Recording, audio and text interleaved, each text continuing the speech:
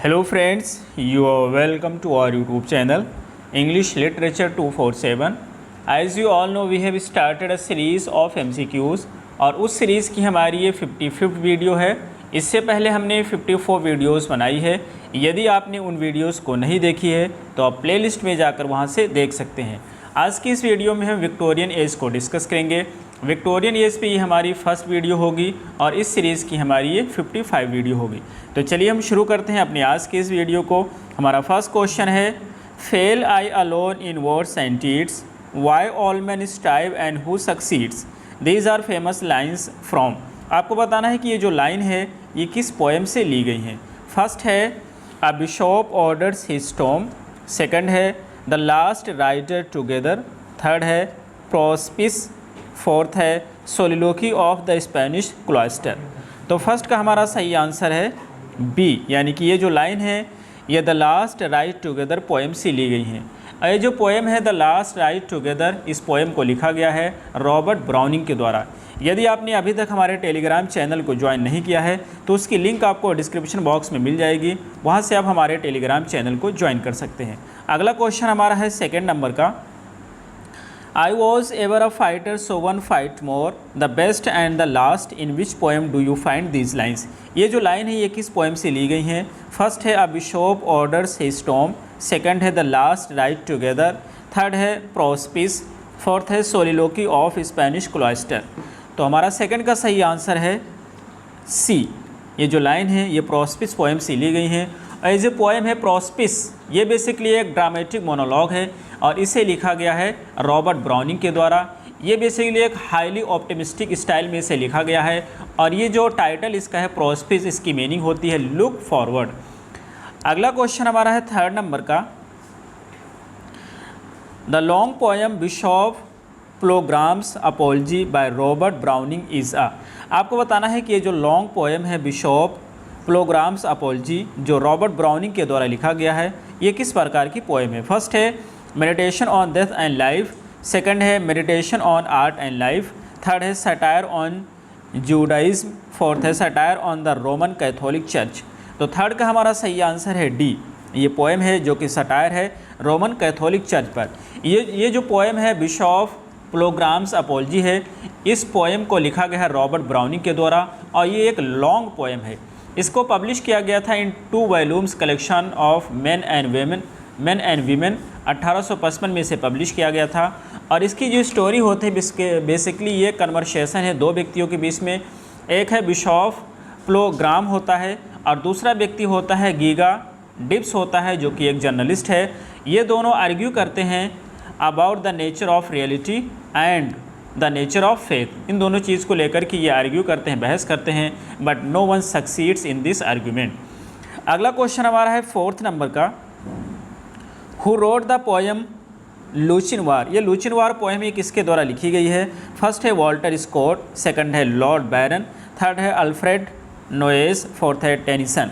तो फोर्थ का हमारा सही आंसर है ये, इसे लिखा गया है वॉल्टर स्कॉट के द्वारा। अगला क्वेश्चन हमारा है फिफ्थ नंबर का, which of the following poets wrote lays of ancient Rome. ये जो पोएम है लेज ऑफ एंशिएंट रोम, इसको किसके द्वारा लिखा गया है। फर्स्ट है वॉल्टर स्कॉट, सेकंड है थॉमस बैबिंगटन मैकाले, थर्ड है अल्फ्रेड लॉर्ड टेनिसन, फोर्थ है एस.टी. कॉलरिज। तो 5 का हमारा सही आंसर है बी, इसे लिखा गया थॉमस बैबिंगटन मैकाले के द्वारा। ये जो पोएम है लेज ऑफ एंशिएंट रोम है, इसे लिखा गया थॉमस बैबिंगटन मैकाले के द्वारा। ये बेसिकली नैरेटिव पोएम्स का कलेक्शन है, इसको पब्लिश किया गया था 1842 में। अगला क्वेश्चन हमारा है 6 नंबर का, Empedocles on Etna and Merope by Matthew Arnold are. ये कहना चाहते हैं कि इम्पेडोकल्स ऑन एटना और दूसरा मेरोफ है जो कि मैथ्यू आर्नोल्ड के द्वारा लिखा गया है। ये क्या है। फर्स्ट है एपिक पोएम्स, सेकंड है पोएटिक प्लेज, थर्ड है नैरेटिव पोएम्स, फोर्थ है ड्रामेटिक मोनोलॉग। तो 6 का हमारा सही आंसर है बी। ये जो है पोएटिक प्लेज हैं, यानी कि ये दोनों प्ले हैं जो कि पोएटिक फॉर्म में वर्स फॉर्म में लिखे गए हैं। अगला क्वेश्चन है हमारा 7 नंबर का, William Morris the earthly paradise is a collection of 24 tales modelled on. ये कहना चाहते हैं कि विलियम मॉरिस की एक पोएम है जिसका नाम है द अर्थली पैराडाइज, जो कि कलेक्शन है 24 स्टोरीज़ की। और आपको बताना है ये किसके वर्क पे मॉडल किया गया है। फर्स्ट है एसोप्स फेबल, सेकंड है चौसस कैंटरबरी टेल्स, थर्ड है बोकाशियोस डेकामेरोन, फोर्थ है मिल्टन्स पैराडाइज लॉस्ट। और 7 का हमारा सही आंसर है बी, इसको मॉडल किया गया है जोफ्री चौसर के कैंटरबरी टेल्स पे। अगला क्वेश्चन है हमारा 8 नंबर का, who wrote the novel the tragic comedian. ये जो नॉवेल है ट्रेजिक कॉमेडियन, इसको किसके द्वारा लिखा गया है। फर्स्ट है जॉर्ज मेरेदिथ, सेकंड है सिनक्लेयर लेविस, थर्ड है एजे क्रोनिन, फोर्थ है सीपी स्नो। तो 8 का हमारा सही आंसर है ये, इसे लिखा गया है जॉर्ज मेरेडिथ के द्वारा। अगला क्वेश्चन हमारा है 9th नंबर का, which of the following is written by George Eliot. इसमें का कौन सा एक वर्क है जो कि जॉर्ज इलियट के द्वारा लिखा गया है। फर्स्ट है द इगोइस्ट, सेकंड है impressions of Theophrastus, impressions of Theophrastus such, और थर्ड है राउंड अबाउट पेपर्स, फोर्थ है एल्टोन लेक। तो 9 का हमारा सही आंसर है, 9 का हमारा सही आंसर है बी। ये जो वर्क है इम्प्रेशंस ऑफ थियोफ्रेस्टस सच, इसको लिखा गया है जॉर्ज इलियट के द्वारा। हमारा अगला क्वेश्चन है 11th नंबर का, the popular story the Canterville ghost is written by. एक बहुत ही पॉपुलर स्टोरी है द कैंटरविल घोस्ट, और इसे किसके द्वारा लिखा गया है। फर्स्ट है सोमरसेट मॉघम, सेकंड है साइकी, थर्ड है ऑस्कर वाइल्ड, फोर्थ है ओ हेनरी। तो 11th का हमारा सही आंसर है सी, इसे लिखा गया है ऑस्कर वाइल्ड के द्वारा। ये जो होता है स्टोरी होती है द कैंटरविल घोस्ट जो होता है, इसे ऑस्कर वाइल्ड के द्वारा लिखा गया है, और ये बेसिकली एक ह्यूमरस शॉर्ट स्टोरी है, और ऑस्कर वाइल्ड की ये फर्स्ट पब्लिश्ड शॉर्ट स्टोरी होती है जिसको पब्लिश किया गया था 1887 में। अगला क्वेश्चन हमारा है 12 नंबर का, हु रोड दिस। ये किसके द्वारा लिखा गया है। A cynic is a man who knows the price of everything and the value of nothing. Cynic एक ऐसा व्यक्ति होता है जो हर चीज़ की प्राइस को जानता है लेकिन किसी चीज़ की वैल्यू को नहीं जानता है। फर्स्ट है बर्नार्ड शॉ, सेकंड है बर्ट्रैंड रसेल, थर्ड है ऑस्कर वाइल्ड, फोर्थ है थॉमस कार्लिल। तो 12 का हमारा सही आंसर है सी, इसे लिखा गया है ऑस्कर वाइल्ड के द्वारा। अगला क्वेश्चन हमारा है 13 नंबर का, what was the period of Boer war. ये जो बोयर वार है इसका पीरियड क्या था। फर्स्ट है 1840 से 1843, सेकंड है 1864 से 1866, थर्ड है 1866 से 1889, फोर्थ है 1899 से 1902, और 13 का हमारा सही आंसर है डी, 1899 से 1902 तक के रहता है। अगला क्वेश्चन हमारा है 14 नंबर का, चार्ल्स सरफेस फिगर सीन। आपको बताना है ये चार्ल्स सरफेस एक कैरेक्टर है, इसको किस वर्क में यूज़ किया गया है। फर्स्ट है she stoops to conquer, second है the good natured man, third है the school for scandals, fourth है द राइवल्स, और 14 का हमारा सही आंसर है सी, इसको यूज़ किया गया है द स्कूल फॉर स्कैंडल्स में। और ये जो द स्कूल फॉर स्कैंडल्स है इसे लिखा गया है रिचर्ड ब्रिंसले शेरिडॉन के द्वारा।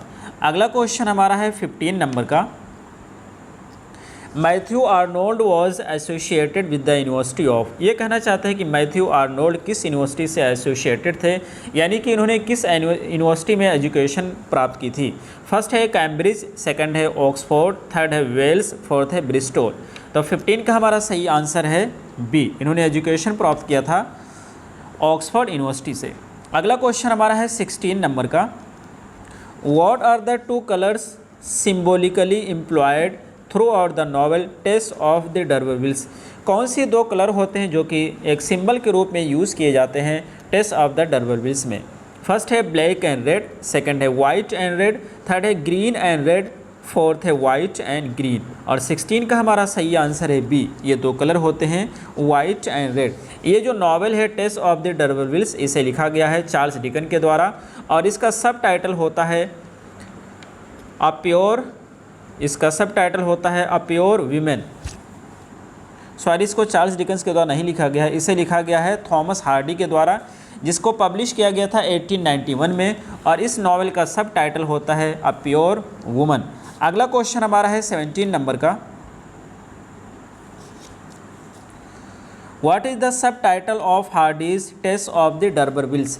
जो हार्डी की नॉवेल है टेस्ट ऑफ द डर्बेविल्स, इसका सब टाइटल क्या है? फर्स्ट है वर्च्यू रिवार्डेड, सेकंड है mistakes of a night, third है अ प्योर वुमन, फोर्थ है अ ट्रेजी कॉमेडी। तो 17 का हमारा सही आंसर होगा सी। जैसा कि हमने बताया है कि ये जो टेस्ट ऑफ द डर्बेविल्स है इसे लिखा गया है थॉमस हार्डी के द्वारा और इसका सब टाइटल होता है अ प्योर वुमन। अगला क्वेश्चन हमारा है 18 नंबर का। The Maggie Tulliver is the central character in, आपको बताना है मैगी टूलिवर एक सेंट्रल कैरेक्टर है और एक किस वॉक में यूज़ किया गया है? फर्स्ट है mill on the Floss, second है प्राइड एंड प्रेजुडिस, थर्ड है वेथरिंग हाइट्स, फोर्थ है far from the madding crowd.